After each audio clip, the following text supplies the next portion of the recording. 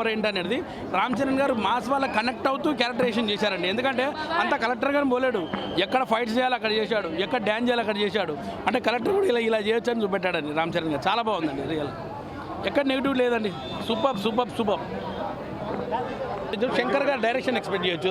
And ఓవరాల్గా అందరి మించి రామ్ చరణ్ గారి పర్ఫార్మెన్స్ అదిరిపోయిందండి. అంటే సాంగ్ తీశారండి, మనం ఇప్పుడు దాని గురించి అసలు డిసప్పాయింట్ చెందాల్సిన అవసరమే లేదు. ఎందుకంటే మళ్ళీ ముందు పాట కలుపుతారు. ఇప్పుడు సినిమా మంచి ఫ్లో నడుస్తున్నప్పుడు ఒకవేళ సాంగ్ డిస్టర్బ్ అవుతుందని వాళ్ళు అనుకునొచ్చు.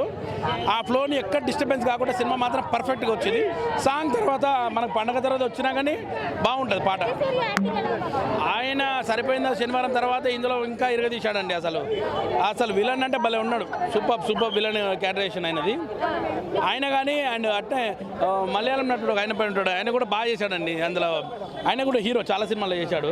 ఆయన కూడా బాగుందండి. హైలైట్ చాలా ఉన్నాయండి, ఒక్కటి చెప్పడానికి లేదు. ఎందుకంటే శంకర్ గారి మార్కులో మనకు ఇంతకుముందు శివాజీ కానీ ఒకే ఒక్కడు కానీ చాలా సినిమాలలో ఎన్నో ఉంటాయి కదా అలాంటి ఎలిమెంట్స్. ఇందులో కూడా అలాంటి ఎలిమెంట్స్ చాలా ఉంటాయండి. మీరు రామ్ చరణ్ గారు చెప్పారు కదా అన్ప్రిడిక్టబుల్ అని, అలా అన్ప్రిడిక్టబుల్ చేసే సీన్స్ చాలా ఉంటాయి. మీకు ఏ సీన్గా ఆ సీన్ బాగా హ్యాపీగా ఫీల్ అవుతారండి. డైలాగ్స్ చాలా ఉన్నాయండి. నాకు నచ్చిన డైలాగ్ నాదేనండి. కలెక్టర్ గారు ఒక ఆకలిస్తుందంటే ఒక ముద్ద అన్నం అని అడుగుతున్నాడు అని, అంతే అండి. ఫస్ట్ సాంగ్ బాగుంటుంది.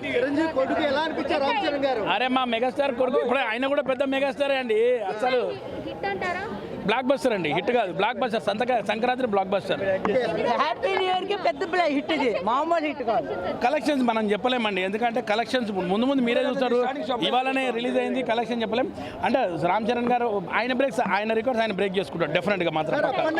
పవన్ కళ్యాణ్ గారు కనపడుతున్నారు అంటున్నారు చాలా మంది, ఎలా అనిపిస్తుంది? అరే అవును కదా, కరెక్ట్ బాగున్నది నిజంగా. అదే క్యారెక్టర్ చాలా బాగా చేశారండి నిజంగా. లే అంటే పవన్ కళ్యాణ్ గారు ఏం చేసినా బాగుంటుంది. ఇందులో ఏంటంటే సార్ డబుల్ రోల్ చేశారు కాబట్టి ఫాదర్ క్యారెక్టర్ ఎలా చేశారు అనేది కూడా మనం చూడొచ్చు. అంటే రెండు యాంగిల్ చూడొచ్చు మనకు. డాన్స్ ఇరగదీశారు రామ్ చరణ్ గారు. అయితే మెగాస్టార్ కొడుకు అంటే మామూలు ఉండదు కదా. ఆ సార్ ఎలా చేశారు, రామ్ చరణ్ గారు అలాగే చేశారు. ఎమోషనల్ గా ఎలా అనిపించారు చరణ్ గారు? ఎమోషన్ తీసుకైతే మీరు రంగస్థలంలో చూసాం. ఇందులో కూడా సెకండ్ అప్పన్న క్యారెక్టర్ రంగస్థలం రామ్ చరణ్ గారు కనబడతారు. అక్కడ పండించారు, ఇక్కడ కూడా అంతే బాగున్నదండి సినిమా. నేషనల్ అవార్డు పక్కా అంటారు చరణ్ గారికి? పక్కా 100% అండి. ఆయన పర్ఫార్మెన్స్ తిరగదీశాడు కాబట్టి నామినేషన్ వేస్తే ఖచ్చితంగా వస్తుంది. సినిమాలో రామ్ చరణ్ గారు నటన బాగుంటుంది, శంకర్ గారు డైరెక్షన్ బాగుంటుంది, దిల్ రాజు గారు డబ్బు బాగుంటుంది. సినిమా మొత్తం ఖర్చు ఎంత బాగా పెట్టాడని చూడాలండి మీరు. 100% పైసా వసూలు సినిమా. అంటే ఏపీ పాలిటిక్స్ తెలంగాణ పాలిటిక్స్ కాదు, రియల్గా పాలిటిక్స్ అంటేనే అట్లుంటాయి. ఆ పాలిటిక్స్ని మనకు సినిమాలో చూపెట్టారు, అంతే అండి. రామ్ చరణ్ గారి గురించి ఏం చెప్తారు? Is unpredictable. ఎన్ని డైలాగ్స్ అండి సినిమా.